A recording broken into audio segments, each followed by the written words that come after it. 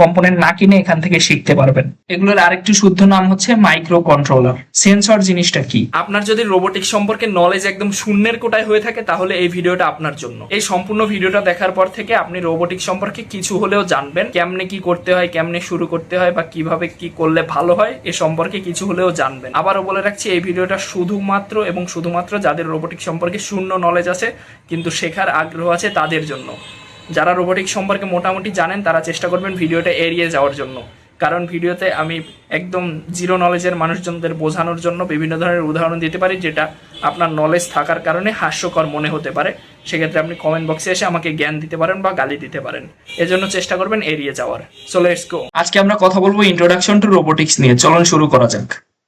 What is robot? প্রথমে জানবো robot জিনিসটা কি। রোবটের কথা ভাবলেই আমাদের মাথায় প্রথমে চলে আসে একটা মাথা থাকবে, মানুষের মতো হাত থাকবে, পা থাকবে, অর্থাৎ দেখতে মোটামুটি মানুষের মতো হবে। কিন্তু এই ধারণাটা সম্পূর্ণ ভুল। একটা রোবট হতে গেলে যে দেখতে মানুষের মতো হতে হবে বা কাজকর্মটা মোটামুটি মানুষের মতো হতে হবে এরকম কোনো রিকোয়ারমেন্ট নেই। সিম্পলি যদি রোবটকে বুঝতে চান, রোবট ইজ আ মেশিন বা যন্ত্র। রোবট একটা যন্ত্র। এখন চিন্তা করতে পারেন, আপনার মাথার উপর তো এখন একটা ফ্যান ঘুরছে, এই ফ্যানটাও তো একটা যন্ত্র। তাহলে ফ্যানটা কি রোবট? অবশ্যই না, ফ্যানটা কোনো রোবট না।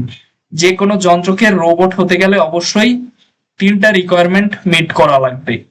সেই তিনটা রিকোয়ারমেন্ট হলো, সেই যন্ত্রটার অবশ্যই সেন্স করার ক্ষমতা থাকতে হবে।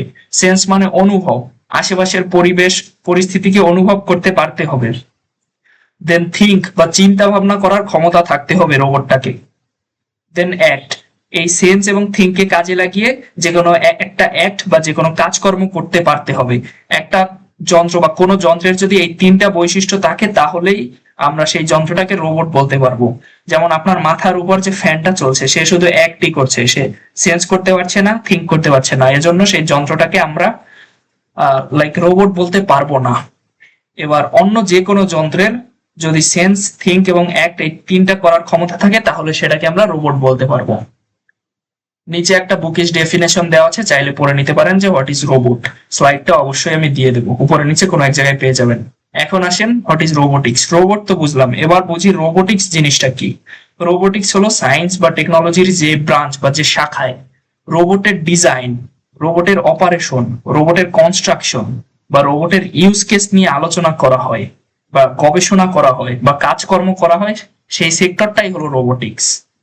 অর্থাৎ রোবট বিজ্ঞানের যে সেক্টরের রোবটটা দেখতে কেমন হবে, রোবটের ডিজাইন, রোবটটা কি কি কাজ করবে, অপারেশনটা কেমন হবে, দেন কনস্ট্রাকশন কেমনে কি তৈরি করা হবে, আর ইউজ কেসটা কেমন হবে, এটা নিয়ে আলোচনা বা গবেষণা বা কাজকর্ম করা হয়, সেই সেক্টরটাই হচ্ছে রোবোটিক্স।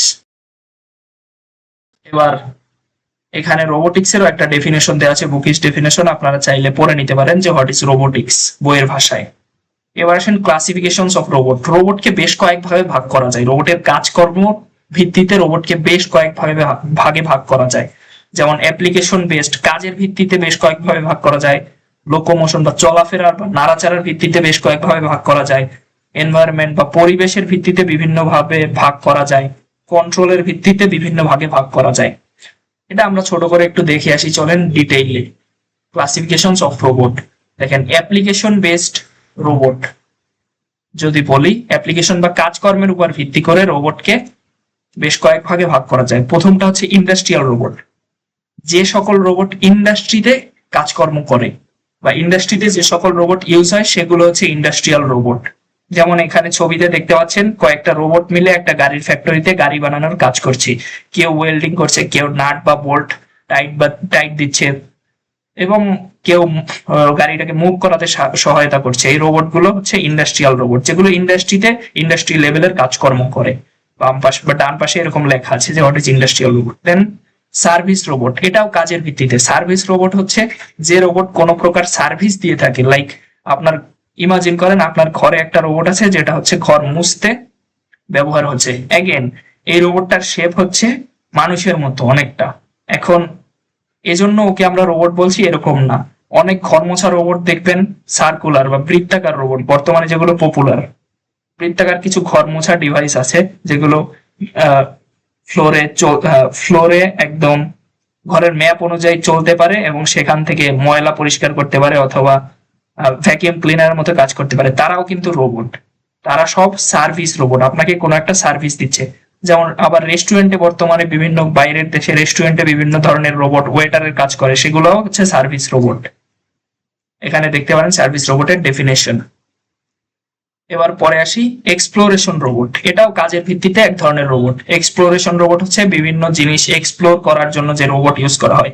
যেমন মোস্ট পপুলার মার্স রোভার, মার্সে এক্সপ্লোর করার জন্য, মার্সের জীবনের সন্ধান করার জন্য, অন্য অনেক জিনিসপত্রের সন্ধান করার জন্য মার্স রোভার ব্যবহার করা হয়, সেটা হচ্ছে এক ধরনের এক্সপ্লোরেশন রোবট। এবার আসি মেডিকেল রোবট। মেডিকেল রোবটটাও বর্তমানে বেশ পপুলার হচ্ছে।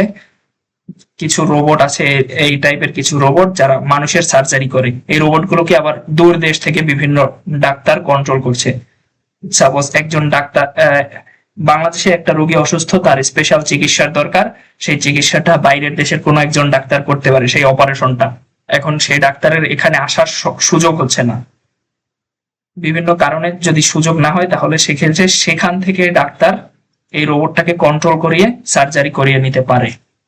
এগুলো হচ্ছে মেডিকেল রোবট। মেডিকেল সেক্টরে আরো বেশ কয়েক প্রকার রোবট ব্যবহার হয়, যেমন নার্সের মতো কিছু রোবট আছে যারা রোগীকে নির্দিষ্ট সময় কি ওষুধ খেতে হবে, কি করতে হবে, এরকম ইনস্ট্রাকশন দিয়ে থাকে। এগুলো হচ্ছে মেডিকেল রোবট সব।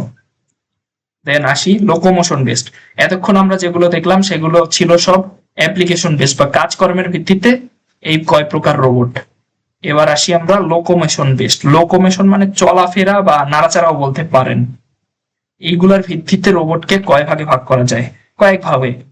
Stationery robot. স্টেশনারি অর্থ যে সকল রোবট এক জায়গায় স্থির হয়ে কাজকর্ম করে, লড়াচড়া করে না, বিভিন্ন জায়গায় মুভ করতে পারে না, এক জায়গায় দাঁড়িয়ে কাজকর্ম করে, সেগুলো হচ্ছে স্টেশনারি রোবট। যেমন এই রোবোটিক আর্ম, আর্মের বেসটা তো সবসময় এক জায়গায় থাকে, এখানে কোনো চাকা বা অন্য কিছু নেই, সো ও মুভ করতে পারে না। এটা হচ্ছে আমাদের স্টেশনারি রোবট, এক জায়গায় দাঁড়িয়ে চলাফেরা করে। এবার এটা হচ্ছে হুইলড রোবট। দেন হুইলড রোবট হচ্ছে যে সকল রোবট চাকার সাহায্যে চলাফেরা করে, তারা হচ্ছে হুইলড রোবট। যেমন এখানে একটা রোবট ডগ দেখতে পাচ্ছেন, যার একদম এন্ডে একটা চাকা যুক্ত আছে, চারটা চাকা, এর মাধ্যমেও চলাফেরা করে, ওকে বলা হয় হুইলড রোবট। এবার সে লেগড রোবট। লেগড রোবট অর্থ সরাসরি মানুষের মতো পা দিয়ে যে সকল রোবট চলাফেরা করে, তাদেরকে আমরা লেগড রোবট বলি। এই যে এখানে আর একটা রোবট ডগ দেখতে পাচ্ছেন, যেটা কোনো প্রকার চাকা দিয়ে নয়, একদম মানুষের মতো পা দিয়ে চলাফেরা করতেছে, পা উঁচু নিচু করে, তাদেরকে লেগ রোবট বলা হয়। লোকোমোশন ভিত্তিতে আর এক ধরনের রোবট আছে সুইমিং রোবট। সুইমিং নাম শুনে বুঝতে পারছেন, এটা সাঁতার কাটে, এটা পানির নিচে বিভিন্ন ধরনের অনুসন্ধান কাজকর্মে এই ধরনের রোবট ইউজ হয়ে থাকে, সাবমেরিন টাইপের কিছু একটা। তারপর এখানে আরো বলতে পারেন ফ্লাইং রোবট। যে সকল রোবট উড়তে পারে, যে সকল রোবট উড়ে উড়ে বিভিন্ন জায়গায় বিভিন্ন কাজকর্ম করে থাকে, তারা হচ্ছে ফ্লাইং রোবট। এই যে ড্রোন, স্পেশালাইজড ড্রোন এক ধরনের ফ্লাইং রোবট। এবার আসেন কন্ট্রোলের ভিত্তিতে। কন্ট্রোলের ভিত্তিতেও রোবটকে কয়েক ভাগে ভাগ করা যায়, স্পেশালি 3 ভাগে। Manual control robot. Manual control রোবটটা হচ্ছে মানুষ বিভিন্ন বাটন চেপে চেপে বা বিভিন্ন নব ঘুরিয়ে ঘুরিয়ে কন্ট্রোল করে, যেগুলো মানে এক কথায় সরাসরি মানুষ যেগুলোকে কন্ট্রোল করে, মানুষের সাহায্য ছাড়া যে রোবট গুলো চলতে পারে না, সেগুলো হচ্ছে ম্যানুয়াল কন্ট্রোল রোবট। এখানে দেখতে পারেন ডেফিনিশন। এবার আসেন semi autonomous robot. Semi autonomous বলতে কি বুঝি? আগে অটোনোমাস জিনিসটা বুঝি। অটোনোমাস রোবট হলো এমন রোবট যেগুলো মানুষের কোনো প্রকার সাহায্য ছাড়া নিজে নিজে সিদ্ধান্ত নিতে পারে এবং নিজে নিজে চলতে পারে, মানুষের কোনো সাহায্যের দরকার হয় না। এর সামনে কোনো একটা বস্তু আসলে ও সিদ্ধান্ত নিয়ে সেই বস্তুটাকে ক্যাচ করতে হবে নাকি এড়িয়ে যেতে হবে সেটা বুঝতে পারো। অবভিয়াসলি এগুলো প্রি প্রোগ্রাম করা থাকে যে সামনে কি আসলে তুমি কি করবা বা কি দেখলে কি করবা, তারপরেও মানুষের কোনো সহায়তা ছাড়া, অর্থাৎ কোনো রিমোটের সহায়তা ছাড়া, প্রত্যক্ষ সহায়তা ছাড়া এই রোবটগুলো চলতে পারে। এটা হচ্ছে অটোনোমাস রোবট। আর সেমি অটোনোমাস রোবট হচ্ছে অটোনোমাস রোবট আর ম্যানুয়াল রোবটের একটা কম্বিনেশন, যেটা হচ্ছে নিজে নিজেও চলতে পারে, কিছু কিছু পার্টস নিজে নিজে চলতে পারে, আর কিছু কিছু পার্টস মানুষের কন্ট্রোল করতে হয়। এরা হচ্ছে সেমি অটোনোমাস রোবট। যেমন এই একটা রোবট দেখছেন, এখানে একজন মানুষ দাঁড়িয়ে রিমোট থেকে কন্ট্রোল করছে কিছু জিনিস, আর কিছু জিনিস সক্রিয়ভাবে চলছে। এগুলো হচ্ছে সেমি অটোনোমাস রোবট। এরাই ছিল রোবটের ক্লাসিফিকেশন। আর এখানে আছে আর একটা পার্ট আছে এনভায়রনমেন্ট বেসড। বিভিন্ন পরিবেশের উপর ভিত্তি করে রোবট গুলো আর কি কয়েক ভাগে ভাগ করা যায়, যেমন ল্যান্ড রোবট হচ্ছে সরাসরি ল্যান্ডে যেগুলো চলে বা মাটিতে যেগুলো চলে সেগুলো ল্যান্ড রোবট। দেন আন্ডার ওয়াটার রোবট হচ্ছে পানির নিচে যেগুলো চলে সেগুলো হচ্ছে আন্ডার ওয়াটার রোবট। আর স্পেস রোবট হচ্ছে স্পেস বা মহাকাশে যে সকল রোবট ইউজ করা হয় তারা হচ্ছে স্পেস রোবট। মেইনলি এই চারটা ভাগে এই রোবটকে ভাগ করা যায়, আরো কয়েকটা ভাগ থাকতে পারে, আমি আসল জিনিসগুলো আপনাদের দেখিয়েছি। ক্লাসিফিকেশনস গেল, এবার আর একটু নিচে যাই, এখানে কি আছে, মেইন পার্টস অফ রোবট। প্রত্যেকটা রোবটের কয়েকটা পার্টস কমন থাকে এবং সেই পার্টস গুলোই হচ্ছে মেইন পার্টস। এই পার্টস গুলো ছাড়া কোনো রোবট সম্পূর্ণ হতে পারে না বা চলতে পারে না। এই পার্টস গুলো হচ্ছে সেন্সর, কন্ট্রোলার, অ্যাকচুয়েটর বা অ্যাকশন, পাওয়ার, ফ্রেম। এগুলো হচ্ছে প্রত্যেকটা রোবটের, যে কোনো রোবটের মেইন পার্টস, এগুলো থাকবেই রোবটে। এখন এই জিনিসগুলো তো আমি বলে দিলাম, যারা নতুন নতুন শুনছেন তাদের কাছে কঠিন লাগতে পারে। এই জিনিসটা আমরা একটা হিউম্যান বডির সাহায্যে সঠিকভাবে একদম সহজভাবে দেখব। সেন্সর জিনিসটা কি? একটু আগে আমরা প্রথমেই বলেছিলাম যে একটা রোবটের তিনটা বৈশিষ্ট্য থাকতে হবে, যার মধ্যে প্রথম বৈশিষ্ট্য হচ্ছে সেন্স করা। সেন্স করা মানে কি? অনুভব করা, আশেপাশের পরিবেশটাকে ফিল করতে পারা, আশেপাশের পরিবেশের কি অবস্থা এটা বুঝতে পারাই হচ্ছে সেন্স করা। এই সেন্স করার জন্য রোবটের গায়ে যে সকল ডিভাইস যুক্ত থাকে সেগুলোই হচ্ছে সেন্সর, সেইগুলোই হচ্ছে আমাদের সেন্সর। হিউম্যান বডির ক্ষেত্রে সেন্সর কি? হিউম্যান বডির ক্ষেত্রে সেন্সরের মতো কাজ করে চোখ, নাক, কান এবং স্কিন। এগুলো হিউম্যান বডির ক্ষেত্রে সেন্সরের কাজ করে, কারণ হিউম্যান এই সকল অঙ্গের সহায়তায় আশেপাশের পরিবেশটাকে চেঞ্জ করতে পারে বা বুঝতে পারে। এবার আসেন কন্ট্রোলার তো বুঝতে পারতেছেন, পুরো রোবটটাকে যারা কন্ট্রোল করে, হিউম্যান বডির যে জিনিসটা পুরো রোবটটাকে কন্ট্রোল করে। হিউম্যান বডির ক্ষেত্রে যদি তুলনা করতে পারেন সেটা হচ্ছে ব্রেন, অবভিয়াসলি, কারণ ব্রেন দিয়ে আমাদের পুরো রোবট বা পুরো বডিটা কন্ট্রোল হয়। রোবটের ক্ষেত্রেও ব্রেন আছে, সেই ব্রেনটা হচ্ছে কন্ট্রোলার। এবার অ্যাকচুয়েটর অথবা অ্যাকশন, অ্যাকচুয়েটর এবং অ্যাকশন এই দুইটা রেখেছি। অ্যাকচুয়েটর হচ্ছে সিম্পলি যদি হিউম্যান বডির সাথে সহজে তুলনা দিয়ে বুঝতে চান, অ্যাকচুয়েটর হচ্ছে হিউম্যান বডির হাত পা। আরো স্পেসিফিক ভাবে বললে হাত পায়ে যে জয়েন্ট গুলো আছে লিগামেন্টের মতো, যেগুলো দিয়ে মুভ করা হয়, লিগামেন্ট বলবো না, লিগামেন্ট বলবো না, জাস্ট এটুকু মনে করেন যে যেগুলোর সহায়তায় হাত পা মুভ করতে পারে, হাত পায়ের জয়েন্ট গুলো মুভ করতে পারে, সেটাই হচ্ছে অ্যাকচুয়েটর। সহজ ভাষায় একদম সহজে বোঝার জন্য অ্যাকচুয়েটরকে মোটরের সাথে তুলনা করতে পারেন। তবে আরেকটু উপরে যখন যাবেন শুধু মোটর অ্যাকচুয়েটরের সাথে সীমাবদ্ধ নয়, আরো অনেক জিনিস যুক্ত হবে। সাধারণত রোবটকে মুভ করার জন্য মোটরই ব্যবহার করা হয়। সো অ্যাকচুয়েটর হচ্ছে, এটাকে আরো সহজভাবে যদি বলেন, এটা হচ্ছে রোবটের মাসেল, মুভমেন্টের জন্য ইউজ করা হয়। আবার অ্যাকশন, অ্যাকচুয়েটর আর অ্যাকশন দুইটা লিখেছি কেন? অনেক সময় অনেক রোবটের অ্যাকচুয়েটর থাকে না, অর্থাৎ মুভিং পার্ট থাকে না, মুভ করার প্রয়োজন পড়ে না, সেক্ষেত্রে অ্যাকশন, যে কোনো একটা অ্যাকশন তো করতে হবে, আউটপুটে যে কোনো একটা অ্যাকশন দেখাতে হবে।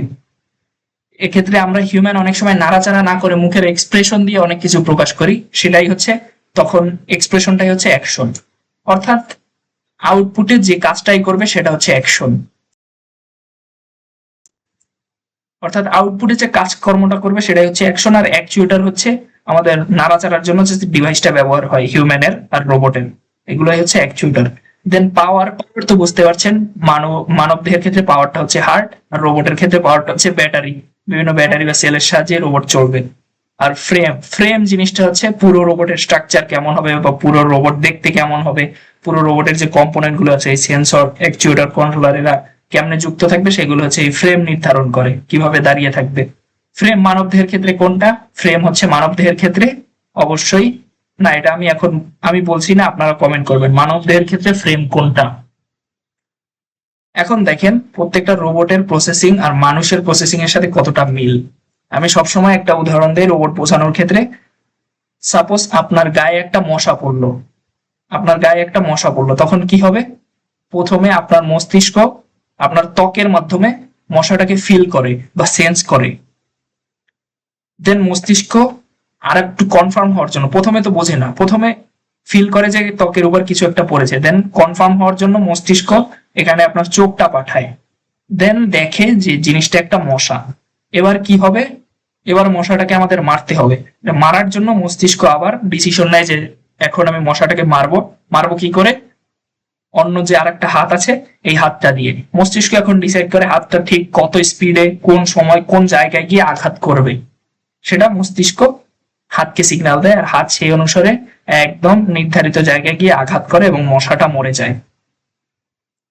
এটা হচ্ছে একটা প্রসেস, মশা মারার জন্য হিউম্যানের প্রসেস। এখন আমরা এখানে একটা টাস্ক দিয়েছি, মসকিটো কিলার রোবট। মসকিটো কিলার রোবটটা তৈরি করতে হবে। এই হিউম্যানের এই টাস্কটা রোবটের মধ্যে কিভাবে ইমপ্লিমেন্ট করব চলেন দেখি। মসকিটো কিলার রোবট বা মশা মারার রোবট বানানোর জন্য প্রথমে আমাদের কি কাজ করতে হবে? প্রথমে আমাদের অবশ্যই মশাটাকে ডিটেক্ট করতে হবে। মশাটাকে ডিটেক্ট করার জন্য বা সেন্স করার জন্য আমরা কি ইউজ করি? কোনো কিছু সেন্স করার জন্য অবশ্যই সেন্সর ইউজ করি। এখন আমাদের দেখতে হবে বাজারে মশা ডিটেক্ট করার জন্য কোনো সেন্সর আছে কি নাই। আমরা সাপোজ বাজারে গেলাম এবং মশা ডিটেক্ট করার জন্য একটা সেন্সর পেলাম, যেটা দেখতে কিছুটা এরকম।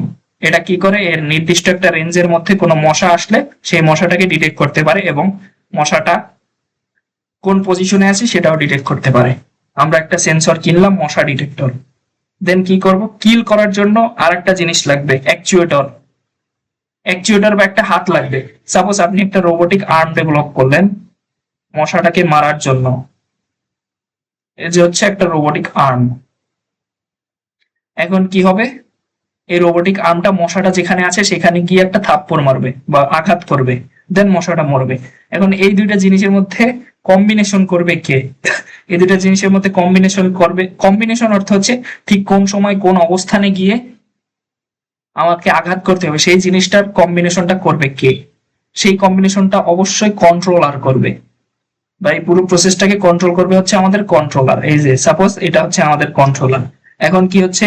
মশা ডিটেক্টর যে সেন্সর আছে, সেন্সরের রেঞ্জের মধ্যে সাপোজ একটা মশা চলে এসেছে, তখন কি হবে? সেন্সর তো সেটা ডিটেক্ট করতে পারলো।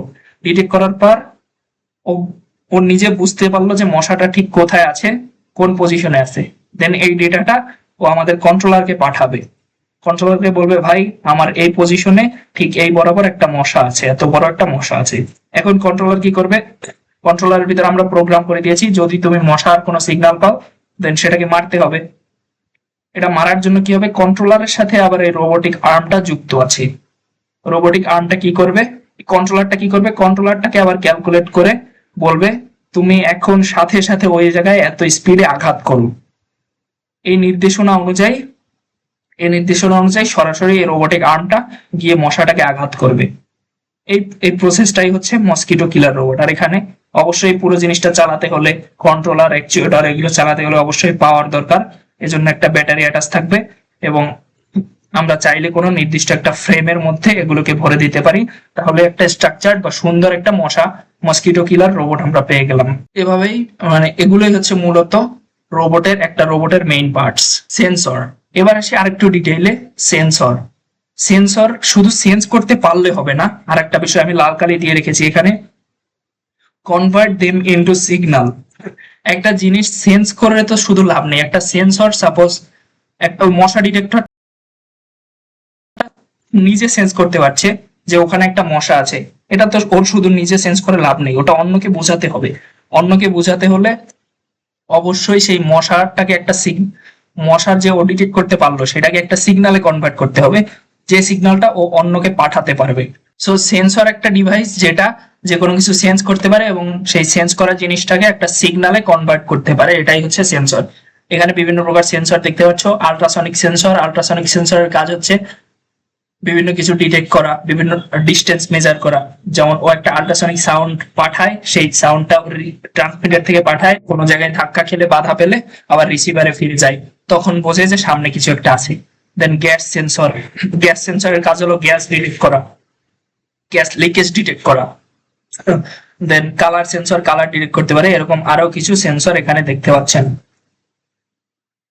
এবার দেখি সামনে কি আছে। অ্যাকচুয়েটর সম্পর্কে একটু আগেই কথা বলেছিলাম, এটা হচ্ছে রোবটের মাসল বলতে পারেন, মাসল।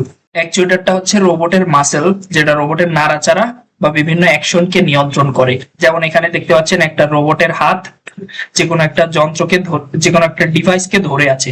এই ধরার জন্য কি ব্যবহার করছে? ওর প্রত্যেকটা জয়েন্টে বিভিন্ন রকমের অ্যাকচুয়েটর ইউজ হয়েছে, যার কারণে প্রত্যেকটা জয়েন্ট মুভ করতে পারছে এবং এটাকে আমাদের রিকোয়ারমেন্ট অনুযায়ী ক্যাচ করতে বা ধরতে পারছে। এটা হচ্ছে অ্যাকচুয়েটর। এবার আসেন কন্ট্রোলারের জিনিসটার উপর। এতক্ষণ তো আমরা বলেছি কন্ট্রোলারটা ফিজিক্যাল এক্সিস্টেন্সটা কি, বা কোন কন্ট্রোলারটা আমরা ব্যবহার করব, কন্ট্রোলারটা আমরা কিভাবে ব্যবহার করব, কোথায় পাবো। সো ইঞ্জিনিয়াররা আপনার এই সমস্যা সমাধান করার জন্য আগে থেকে কিছু কন্ট্রোলার ডেভেলপ করে রেখেছে। এগুলোর আরেকটি শুদ্ধ নাম হচ্ছে মাইক্রো কন্ট্রোলার। বিভিন্ন ব্র্যান্ডের মাইক্রো কন্ট্রোলার পাওয়া যায়, এদের নামেও ভিন্নতা আছে মডেলের উপর ভিত্তি করে। যেমন আরডুইনো কোম্পানির আছে Arduino nano, Arduino Uno, Arduino mega. তারপর আবার এখানে আরেকটা আছে ESP32। এগুলো হচ্ছে বেশ পপুলার, বর্তমান সময় পপুলার মাইক্রো কন্ট্রোলার। মাইক্রো এতক্ষণ যে কন্ট্রোল করার কাজটা করেছি বা রোবটের ব্রেন সম্পর্কে যে কথাবার্তা বলেছিস, সেই ডিভাইস গুলো হচ্ছে মূলত এগুলোই হচ্ছে রোবটের ব্রেন বা কন্ট্রোলার বা মাইক্রো কন্ট্রোলার। আরো স্পেসিফিক ভাবে বললে, আর একটু যদি জুম করি, তাহলে এই বোর্ডটার শুধুমাত্র এই জিনিসটা হচ্ছে মাইক্রো কন্ট্রোলার বা কন্ট্রোলার, এটাই হচ্ছে ব্রেন। আর বাদ বাকি যে পার্টস পাতি দেখতে পাচ্ছেন, এটা হচ্ছে আপনার আমার কাজকে সহজ করার জন্য, আপনার আমার কাজকে আরো ইজি করার জন্য ইঞ্জিনিয়াররা ডেভেলপ করেছে সাপোর্টিং পার্টস। যেমন এখানে দেখতে পাচ্ছেন কিছু ইনপুট আউটপুট পিন, এখানে দেখতে পাচ্ছেন কিছু ইনপুট আউটপুট পিন। এগুলোর কাজ হচ্ছে আপনার আমার কাজকে সহজ করার জন্য। এর এক প্রান্তে আপনি সেন্সর কানেক্ট করবেন, আর এক প্রান্তে আপনি অ্যাকচুয়েশনের বিভিন্ন ডিভাইস কানেক্ট করবেন। আর এখানে এখানে পোর্ট দেখতে পাচ্ছেন, এই পোর্ট থেকে প্রোগ্রাম করতে হয় এই ব্রেনটাকে, রোবটের ব্রেনটাকে আপনার রিকোয়ারমেন্ট অনুযায়ী প্রোগ্রাম করতে হয়। সাপোজ আপনি চাচ্ছেন একটা ডিভাইস বানাতে যেটা হচ্ছে মোশন ডিটেক্ট করে, মানুষকে ডিটেক্ট করতে পারলে বা মোশন ডিটেক্ট করতে পারলে কোনো প্রাণীর লাইট জ্বলবে বা অ্যালার্ম বাজবে, তখন কি করবেন?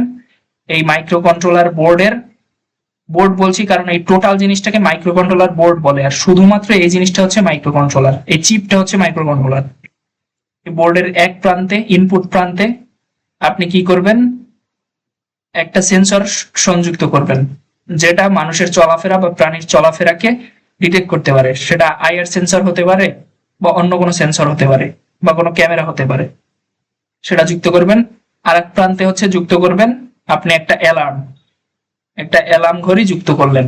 এক প্রান্তে একটা সেন্সর আর এক প্রান্তে একটা অ্যালার্ম। এখন যুক্ত করলেই তো হবে না, শুধুমাত্র যুক্ত করে পাওয়ার দিলেই আপনি কোনো কাজকর্ম করতে পারবেন না, কারণ মাইক্রো কন্ট্রোলারটা এমটি থাকে, প্রাথমিক অবস্থায় এমটি থাকে। আপনার কাজের জন্য ওকে বুদ্ধি প্রবেশ করাতে হয় বা ইনস্ট্রাকশন দিয়ে দিতে হয় যে তুমি কি কাজ করবা।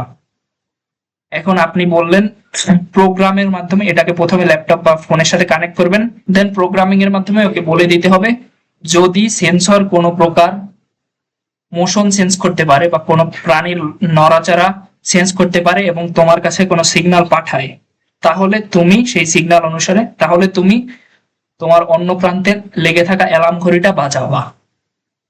ঠিক এটাই হচ্ছে আমাদের প্রসেস। তাহলে কি হবে? ওর এখন আপনার কোডের মাধ্যমে দেওয়া বুদ্ধি আছে, ইনপুট আউটপুট ডিভাইস লাগানো আছে, সো ও এখন একটা ব্রেনের মতো কাজ করতে পারবে। ব্রেনের সাথে এখন হাত পা লাগানো আছে আর বুদ্ধিমত্তাও আছে, সো কাজ করতে পারবে। আর একটা ইম্পর্টেন্ট বিষয় হচ্ছে বুদ্ধি ছাড়া এই জিনিসটার কোনো দাম নেই, অর্থাৎ কোড ছাড়া এই জিনিসটার কোনো দাম নেই। এটা শুধুমাত্র একটা ফাঁকা মস্তিষ্ক, যে মস্তিষ্কের কোনো বুদ্ধি নেই। বুদ্ধিটা আপনার কাজের অনুসারে ওকে প্রবেশ করিয়ে দিতে হবে, আর আপনার হাত পাও কাজ অনুসারে লাগাতে হবে এই ব্রেইনের সাথে। আর আপনি যাতে হাত পা সহজভাবে লাগাতে পারেন, সেজন্য ইঞ্জিনিয়াররা এই মাইক্রো কন্ট্রোলারটার সাথে আর একটু এক্সটেনশন যুক্ত করে বিভিন্ন ইনপুট আউটপুট পিন বা বিভিন্ন ক্যাপাসিটর এগুলো লাগিয়ে দিয়েছে যাতে আপনার ঝামেলা করতে না হয়। অনেকে যখন অ্যাডভান্স লেভেলে যায় তখন শুধুমাত্র নিজের কাস্টম মেড প্রজেক্টের জন্য এই মাইক্রো কন্ট্রোলারটাকেই ব্যবহার করে, এই বোর্ডগুলো বাদ দিয়ে দেয়। কিন্তু শেখার জন্য বা ঝামেলা এড়ানোর জন্য টোটাল বোর্ডটাই আমরা ইউজ করে থাকি। এরা হচ্ছে কন্ট্রোলারের প্রথম ধাপ হচ্ছে মাইক্রো কন্ট্রোলার। এখন দেখেন এই মাইক্রো কন্ট্রোলারের এই বাম পাশে যে মাইক্রো কন্ট্রোলার গুলো দেখতে পাচ্ছেন, এগুলো হচ্ছে ছোটখাটো কাজের জন্য বা আমরা শেখার জন্য যে কাজকর্ম করি বা আমাদের ছোটখাটো প্রজেক্টের জন্য যেগুলো লো প্রসেসিং পাওয়ার দরকার, দু একটা সেন্সর হলেই হয়ে যায়, এর জন্য আমরা এই বাম পাশের মাইক্রো কন্ট্রোলার গুলো ইউজ করব। কিন্তু যখন আমরা বড় স্কেলে একটা রোবট বানাতে যাব, সাপোজ আমরা একটা রোবট বানাচ্ছি, হিউম্যানয়েড রোবটের কথাই চিন্তা করেন, হিউম্যানয়েড রোবট এর কথাই চিন্তা করেন, যাদের হিউম্যানয়েড রোবট বাদ দিয়ে, তাহলে একটু কনফিউশন হয়ে যায়, বাদ দিয়ে একটা ফ্লোর ক্লিনিং রোবটের কথাই চিন্তা করেন, ফ্লোর ক্লিনার রোবট যার শেপটা এরকম গোল। ওর কাজ কি হবে? ও প্রথমে ওর সামনে লেগে থাকা ক্যামেরা বা লাইডার, সাপোজ এই লেভেলে এসব জানার দরকার নেই, ওর সামনে লেগে থাকা একটা ডিভাইসের মাধ্যমে ও পুরো এনভায়রনমেন্টার একটা ম্যাপ তৈরি করে প্রথমে, এবং সেই ম্যাপে তারপরে ডিটেক্ট করে কোথায় কোথায় ময়লা আছে দেন সেই অনুযায়ী ও সামনে যায় ময়লাগুলো পরিষ্কার করতে পারে। বিশাল প্রসেসিং পাওয়ারের দরকার না এই জিনিসটা করতে, বিভিন্ন কিছু হচ্ছে এখানে। দেন ওই ময়লাটাকে পরিষ্কার করে, পরিষ্কার হলো কিনা, আবার দরকার কিনা, এরকম একটা কমপ্লেক্স প্রসেসের দরকার না এই জিনিসটা করতে। এই কমপ্লেক্স প্রসেসিং পাওয়ারটা এই আমাদের মাইক্রো কন্ট্রোলারের মধ্যে নেই। এই মাইক্রো কন্ট্রোলারের পাওয়ার গুলো হচ্ছে লিমিটেড, প্রত্যেকটার মেমোরিও লিমিটেড, প্রসেসিং পাওয়ারও লিমিটেড, কয়েক কেবি থেকে কয়েক এমবি, কয়েক একদম লিমিটেড, যেটা লিমিটেড বলতে পারেন। যার কারণে আমরা এই খুব বড় কাজ বা খুব বেশি প্রসেসিং পাওয়ারের কাজ এই মাইক্রো কন্ট্রোলারের মাধ্যমে করতে পারবো না। সেক্ষেত্রে এই সমস্যা সমাধানের জন্য ইঞ্জিনিয়াররা আরেকটা জিনিস ডেভেলপ করেছে। এই ডান পাশে যেগুলো দেখতে পাচ্ছেন এগুলোর নাম হচ্ছে মাইক্রো কম্পিউটার। মাইক্রো কম্পিউটার, হ্যাঁ, মাইক্রো কম্পিউটার বলতে বোঝায় আপনি বাসা বাড়িতে যে কম্পিউটার গুলো ইউজ করেন সেগুলো তো বেশ পাওয়ারফুল। এটাও হচ্ছে একদম এক ধরনের ওই ধরনের কম্পিউটার, আপনার বাসা বাড়িতে যে কম্পিউটার আছে ওই ধরনের কম্পিউটার এগুলো। কিন্তু এর সাইজ হচ্ছে একদম ছোট, এজন্য এগুলোর নাম হচ্ছে মাইক্রো কম্পিউটার। একদম ছোট সাইজ কিন্তু এর processing power high. Processing power বলতে এটা একটা কম্পিউটার, কম্পিউটার হলে এর পাওয়ার কেমন হবে এটা তো আপনারা অনুভব করতেই পারছেন। একদম ছোট লেভেলের কম্পিউটার আমরা যাতে রোবটের ভিতরে ইন্টিগ্রেট করতে পারি এবং রোবটকে দিয়ে হাই লেভেলের কাজকর্ম করাতে পারি, সেজন্য ইঞ্জিনিয়াররা এই ধরনের মাইক্রো কম্পিউটার ডেভেলপ করেছে। এটা হচ্ছে রাসবেরি পাই আর এটা হচ্ছে জেটসন ন্যানো এনভিডিয়ার। এইগুলোর প্রসেসিং পাওয়ার অনেক হাই, যার কারণে আপনি এই রোবটের ভিতর এআই মডেল পর্যন্ত রান করতে পারবেন। যখন আপনার সেরকম প্রসেসিং পাওয়ার দরকার হবে তখন আপনি এই ধরনের কন্ট্রোলার ইউজ করবেন। আশা করি কন্ট্রোলার নিয়ে আর কোনো প্রশ্ন থাকার কথা না। এবার আসেন ফ্রেমের ক্ষেত্রে আপনি টোটাল জিনিসটা ডেভেলপ করা হয়ে গেলে, রোবটের কাজকর্ম ডেভেলপ করা হয়ে গেলে, মেকানিজম ডেভেলপ করা হয়ে গেলে, এখন আসবে ফ্রেমের অপশন। আপনি ফ্রেম যে কোনো ভাবে বানাতে পারেন, কাগজ কেটেও বানাতে পারেন, চাইলে কাগজ না সরি প্লাস্টিক শিট কেটে বানাতে পারেন, কাঠ কেটে বানাতে পারেন, যে কোনো ভাবে বানাতে পারেন। আপনার রোবট দেখতে কেমন হবে, স্ট্রাকচার কেমন হবে, কতটা মজবুত হবে, সব কম্পোনেন্ট কোথায় রাখবেন, এই রিকোয়ারমেন্ট অনুযায়ী ফ্রেম বানিয়ে নিতে পারেন। তবে বর্তমান সময়ে পপুলার যে জিনিস প্রসেসটা হচ্ছে ফ্রেম বানানোর, সেটা হচ্ছে 3D প্রিন্টিং। 3D প্রিন্টিং সম্পর্কে অনেকেই জানেন, আবার যারা জানেন না তাদের জন্য বলি। 3D প্রিন্টিং হচ্ছে, আপনারা তো সবাই প্রায় কাগজ ফটোকপি করেছেন, কাগজে প্রিন্ট করেছেন বিভিন্ন লেখা, কি হয় মেশিনের ভিতরে ঠিক সেমনই একটা প্রসেস, ঠিক তেমনই একটা প্রসেস হচ্ছে 3D প্রিন্টিং। 3D প্রিন্টিং এ কি হয়, প্লাস্টিক গলে গলে একটা বস্তু প্রিন্ট হয়। এমনি প্রিন্টের ক্ষেত্রে আপনি কাগজে একটা লেখা প্রিন্ট করেন, কিন্তু 3D প্রিন্টিং এর ক্ষেত্রে আপনি টোটাল একটা বস্তু বা একটা অবজেক্ট প্রিন্ট করেন। এই দেখেন একটা হিউম্যান হেড প্রিন্ট করছে বা একটা রোবটের হেড প্রিন্ট করছে, রোবটের মাথা প্রিন্ট করছে। প্লাস্টিক গলে গলে এই স্ট্রাকচারটা তৈরি হয়। এটা করার জন্য প্রথমে করতে হয় আপনার যে কোনো ডিজাইনিং সফটওয়্যারে একটা, আপনি যে জিনিসটা প্রিন্ট করাতে চাচ্ছেন সেটার একটা মডেল বানাতে হয়। ফিউশন 360 বা সলিড ওয়ার্কস এরকম আরো বিভিন্ন ধরনের 3D প্রিন্টিং সফটওয়্যার আছে। সেগুলোতে প্রথমে আপনার এরকম একটা মডেল বানাতে হবে। দেন এই মডেলটা এই প্রিন্টারে দিলে প্রিন্টার সেই মডেল অনুযায়ী একদম আপনাকে এরকম একটা অবজেক্ট প্লাস্টিক দিয়ে প্রিন্ট করিয়ে দেবে।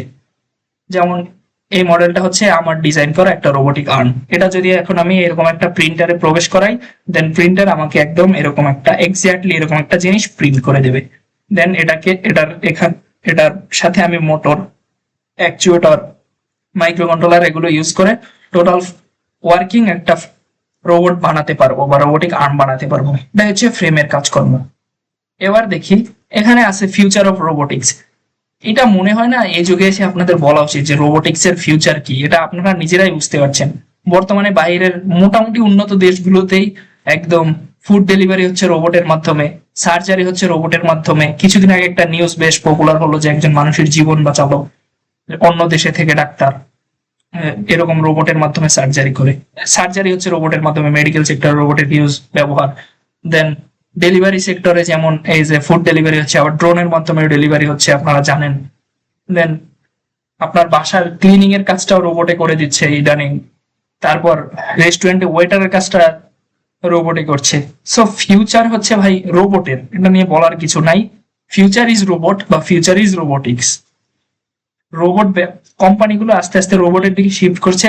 এর মূল কারণ হচ্ছে রোবটের কোনো আবেগ নেই, ইমোশন নেই। রোবটের কোনো ইমোশন নেই, এটাই হচ্ছে মূল কারণ। রোবোটিক্স এর দিকে শিফট করার বা রোবটের দিকে শিফট করার। কারণ রোবটকে ছুটি দিতে হয় না, রোবটকে কোনো বেতন দিতে হয় না, একবার বানানোর পর সেটাকে আমরা ইচ্ছা মতন ইউজ করতে পারবো, যে কোনো দিন ইউজ করতে পারবো, ওর কোনো ছুটি নাই, ওর কোনো অসুস্থতা নাই, ওকে জাস্ট আমি একবার চার্জ দিব, দেন ও আমার ইনস্ট্রাকশন অনুসারে কাজ করবে। সো একজন মানুষকে সারা জীবন বেতন দিয়ে রাখার চেয়ে একটা ইনিশিয়াল কস্টে যদি আমি একটা রোবট বানাতে পারি, সেটা আমাকে যদি সারা জীবন সার্ভিস দিতে পারে, এটা আমাদের জন্য অবশ্যই লাভবান। এই জন্য ফিউচার ইজ রোবোটিক্স। ফিউচারে আপনার কো ওয়ার্কার হতে পারে কোনো একজন রোবট, ইন ফিউচারে আপনার কো ওয়ার্কার হতে পারে কোনো একজন রোবট। এটা বিশ্বাস করতে হবে, মেনে নিতে হবে, আপনি যদি বাইরের কোনো দেশে থাকেন। ইভেন বাংলাদেশেও বর্তমানে এই কালচারটা আস্তে আস্তে এস্টাবলাইশ হচ্ছে। আশা করছি আমরা আরো করতে পারবো। আপনারাই রোবোটিক্স শিখে আপনারাই দেশকে এগিয়ে নিয়ে যাবেন।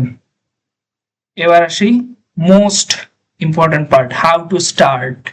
আমি ধরে নিচ্ছি এতক্ষণ যারা সেশনটা মনোযোগ দিয়ে শুনছেন বা এতক্ষণ যারা সেশনে আছেন, তারা একদমই রোবোটিক্স সম্পর্কে কিছু জানতেন না, বাট হালকা জানতেন, তেমন একটা ধারণা ছিল না, এই জন্য সেশনটা বা ক্লাসটা দেখছেন। তো তাদের এই পর্যন্ত দেখে যদি ইন্টারেস্ট গ্রো করে, এখন তো হাউ টু স্টার্ট, কিভাবে রোবোটিক্স শুরু করব, এটা দেখার পালা। রোবোটিক্স শুরু করতে হলে আমি প্রথমে সবাইকে যে সাজেশন দিই, যদি একবার হলেও মাথায় আসে রোবোটিক্স শুরু করব, হেঁটে হেঁটে দোকানে চলে যাও, কিছু টাকা পয়সা নিয়ে দোকানে চলে যাবেন, আর কিছু কোনো দিকে তাকানোর দরকার নেই, দোকানে চলে যাবেন। প্রথমে একটা মাইক্রো কন্ট্রোলার কিনবেন বা কন্ট্রোলার, আরডুইনো ন্যানো কিনতে পারেন, দেন কিছু তার কিনবেন, এগুলোকে জাম্পার ওয়্যার বলে শুদ্ধ ভাষায়, দেন কিছু সেন্সর এবং কিছু অ্যাকচুয়েটর বা আউটপুট ডিভাইস কিনবেন। সেন্সরের ক্ষেত্রে আল্ট্রাসনিক সেন্সরটা নিতে পারেন এবং আইআর সেন্সরটা নিতে পারেন, আর মোটরের ক্ষেত্রে একটা সার্ভো মোটর নিতে পারেন অ্যাকচুয়েশনের জন্য, আর একটা এলইডি নিতে পারেন অথবা একটা অ্যালার্ম নিতে পারেন। অ্যালার্মের শুদ্ধ নাম হচ্ছে বাজার, যেটা শব্দ করে, একটা বাজার নিতে পারেন। এগুলো নিলেই এনাফ। এগুলো কিনে আনবেন, প্রথমে কিচ্ছু জানার দরকার নেই, এগুলো কিনে আনবেন, দেন প্রতিদিন সকালে একবার দেখবেন। দেখাটা খুবই জরুরি। এখন হাস্যকর মনে হতে পারে, বাট এই সেক্টরে মোটিভেশন রাখাটা একটু টাফ। সো প্রতিদিন সকালে একবার হলেও দেখবেন। দেন লাগবে হচ্ছে আপনার মোবাইল অথবা কম্পিউটার, নট নেসেসারি যে আপনার কম্পিউটার লাগবে, আপনার মোবাইল থাকলেও কাজ চালিয়ে নিতে পারবেন। সেক্ষেত্রে একটা ওটিজি কেবল দরকার হবে, এক্সট্রা 20-30 টাকা দাম। ওটিজি কেবলের মাধ্যমে আরডুইনোকে মোবাইলের সাথে কানেক্ট করতে হবে, মোবাইল অথবা কম্পিউটার। দেন বেসিক প্রোগ্রামিং শিখতে হবে আপনার। প্রোগ্রামিং নাম শুনেই ভয় পেয়ে যেন না, বেসিক প্রোগ্রামিং লাগতে হবে, তেমন হার্ড কোর নেই। আপনার জাস্ট বেসিক প্রোগ্রামিংটা থাকতে হবে, সি প্লাস প্লাস এর বেসিক নলেজ, যেমন ভেরিয়েবল, লুপ, ডেটা টাইপ, এগুলো জানলেই হবে। ফাংশন পর্যন্ত শিখতে পারেন, প্রোগ্রামিং শিখতে হবে। আর প্রোগ্রামিং শেখার জন্য একটা রিসোর্স আমি আপনাদের দিয়ে দিই, চলে যাবেন গুগলে এবং W3 স্কুল লিখে সার্চ করবেন, নিজে নিজে প্রোগ্রামিং শেখার জন্য একদম সহজ। দেন W3 স্কুলের ভিতর প্রবেশ করবেন, এখানে দেখতে পারবেন উপরে অনেকগুলো ল্যাঙ্গুয়েজ লেখা আছে, এখান থেকে সি প্লাস প্লাস সিলেক্ট করবেন, যেহেতু আরডুইনোর জন্য এটা দরকার। এবার এখানে দেখতে পাচ্ছেন C tutorial, C plus plus এর টিউটোরিয়াল পেয়ে যাবেন। একটু ইংলিশে হালকা একটু ভালো হলে আপনি পড়ে পড়ে এখান থেকে বুঝে নিতে পারবেন। এখানে এক্সাম্পল দেওয়া আছে এবং ট্রাই ইট ইয়োরসেলফে দিলে আপনি নিজে নিজে ট্রাই করতে পারবেন, ভুল হলে কোথায় ভুল হয়েছে ওরা বলে দেবে। এভাবে পড়ে পড়ে আপনি ফাংশন পর্যন্ত শিখবেন, এই ফাংশন পর্যন্ত শিখলেই এনাফ। এগুলো একদম সহজ। আপনারা যদি কেউ হাই স্কুল বা কলেজের স্টুডেন্ট হন, তাহলে আপনারা যে ম্যাথ করেছেন, প্রোগ্রামিং কিন্তু তেমন আহামরি কিছু না। আপনারা ম্যাথের ভিতর ধরি এক্স ইকুয়াল টু এত, এগুলাই কিন্তু প্রোগ্রামিং, একটু লেখে অন্যভাবে, এই জন্য আমাদের কাছে আহামরি কিছু মনে হয়। সো ফাংশন পর্যন্ত শিখবেন। আর যারা পড়ে পড়ে শিখতে যাচ্ছেন না, আমার কাছে এটাই রিকমেন্ডেবল, সময়ও কম লাগবে। তারপরেও যারা পড়ে পড়ে শিখতে পারছেন না, তারা ইউটিউবে যাবেন, বেশ অনেকগুলো টিউটোরিয়াল আছে সি প্লাস প্লাস এর উপর, সেগুলো শিখতে পারেন। বাংলাদেশে একটা চ্যানেল আছে হাবলু প্রোগ্রামার, সেখান থেকেও শিখতে পারেন। প্রোগ্রামিং শেখা হয়ে গেলে আপনি কি করবেন, কিছু মিনি প্রজেক্ট করবেন। এই যে কম্পোনেন্ট কিনলেন, কেনার পরে তো প্রোগ্রামিং শিখলেন, কিন্তু এই প্রোগ্রামিং শিখতে শিখতে প্রতিদিন সকালে একবার হলে ওই কম্পোনেন্ট গুলো ধরে নাড়াচাড়া করবেন। দেন আপনার প্রোগ্রামিং শেখা হয়ে গেলে না, হালকা ফুলকা শিখে গেলে দেন কিছু মিনি প্রজেক্ট করার চেষ্টা করবেন। আপনার কাছে থাকা সেন্সর এবং অ্যাকচুয়েটর এবং মাইক্রো কন্ট্রোলার দিয়ে মিনি প্রজেক্ট গুলো কি হতে পারে, আপনি প্রথমে করতে পারেন কি, একটা এলইডি দিয়ে প্রজেক্টটা করতে পারেন। একদম আরডুইনোর হ্যালো ওয়ার্ল্ড হচ্ছে এলইডি ব্লিঙ্কিং। এলইডি ব্লিঙ্কিং হচ্ছে এলইডি জ্বলবে নিভবে একটা সময়, নির্দিষ্ট সময় পর পর। এই প্রজেক্টটা আপনি করতে পারেন। এটা হচ্ছে আপনার প্রথম প্রজেক্ট। দেন আপনার কাছে আছে আল্ট্রাসনিক সেন্সর, এটা দিয়ে একটা প্রজেক্ট করতে পারেন যে সামনে কোনো বস্তু এলে তো আল্ট্রাসনিক সেন্সর ডিটেক্ট করতে পারবে। ডিটেক্ট করার পর আপনি যে বাজারটা কিনবেন সেটা কিছু সাউন্ড হবে, এটা করবেন। দেন বিভিন্ন প্রজেক্ট এরকম এই জিনিসগুলো দিয়ে কম্বিনেশনে বেশ কয়েকটা প্রজেক্ট করা যায়। সামনে যদি আপনার কারো হাত আসে আল্ট্রাসনিক সেন্সরের, আপনি মোটরটা মুভ করালেন ইচ্ছে মতো, কোনো মিনিং নেই, মিনিংলেস কাজকর্ম করবেন। আর এগুলো করার সময় ইউটিউবের হেল্প নেবেন এবং এআই এর হেল্প নেবেন। চেষ্টা করবেন এআই এর হেল্প নেওয়ার। এআই কে চ্যাট জিপিটি বা জেমিনাই ভালো হবে। জেমিনাই কে বলবেন আমি এই প্রজেক্টটা করতে যাচ্ছি, আমাকে গাইড করো। ও প্রত্যেকটা স্টেপ আপনাকে গাইড করবে এবং বুঝিয়ে দেবে। আবার ইউটিউবে বেশ কয়েকটা প্লেলিস্ট আছে, সেগুলো দেখতে পারেন। এরকম দু একটা মিনি প্রজেক্ট করবেন। মিনি প্রজেক্ট করলেই বুঝতে পারবেন যে রোবোটিক্স কতটা মজার। সরি, বুঝতে পারবেন যে রোবোটিক্স কতটা মজার এবং আপনার কি কি করতে হবে।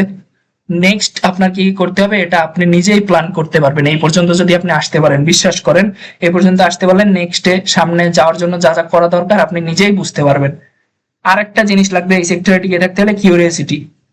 এই জিনিসটা মাস্ট, কৌতূহল থাকাই লাগবে বিভিন্ন নতুন কিছু এক্সপ্লোর করার। কারণ যুগ যে হারে চেঞ্জ হচ্ছে, কৌতূহল না থাকলে টিকতে পারবেন না বেশি দিন। জানার কৌতূহল থাকা লাগবে। এই পর্যন্ত আসলে মোটামুটি আপনি রোবোটিক্স এর ইন্টারমিডিয়েট বা বেসিক কমপ্লিট করে ফেলেছেন, ইন্টারমিডিয়েটে প্রবেশ করে ফেলেছেন। দেন অ্যাডভান্স কিছু শিখতে পারেন যে আপনার রোবটের সাথে এআই ইন্টিগ্রেশন। দেন সিমুলেশন মজার একটা জিনিস। আপনার কাছে যন্ত্রপাতি না থাকলে বা বড় একটা প্রজেক্ট করতে যাচ্ছেন, আগে জিনিসপাতি কিনে রিস্ক না নিয়ে আপনার মেশিনে ট্রাই করলেন যে জিনিসটা কেমন হয়, যদি সাকসেসফুল হয় দেন বানালেন। তারপর মেকানিক্যাল ডিজাইন, একটু আগে যে ডিজাইনের কথা বলছিলাম ফ্রেমের, মেকানিক্যাল ডিজাইন শিখলেন। দেন 3D প্রিন্টিং শিখলেন। এগুলো শিখতে পারেন আপনি। এগুলো হচ্ছে আপনার অ্যাডভান্স, বাট এই স্টেপগুলো মাস্ট ফলো করবেন। তাহলে আশা করছি আপনি রোবোটিক্স কে স্টার্ট করে দিতে পারবেন নিজেই, কারো হেল্প ছাড়াই। আর মাঝে মাঝে দু একটা ফ্রি সেমিনার হয়, সেখানেও যুক্ত হতে পারেন বিভিন্ন ভাইয়াদের, তারাও আপনাদের হয়তো হেল্প করবে।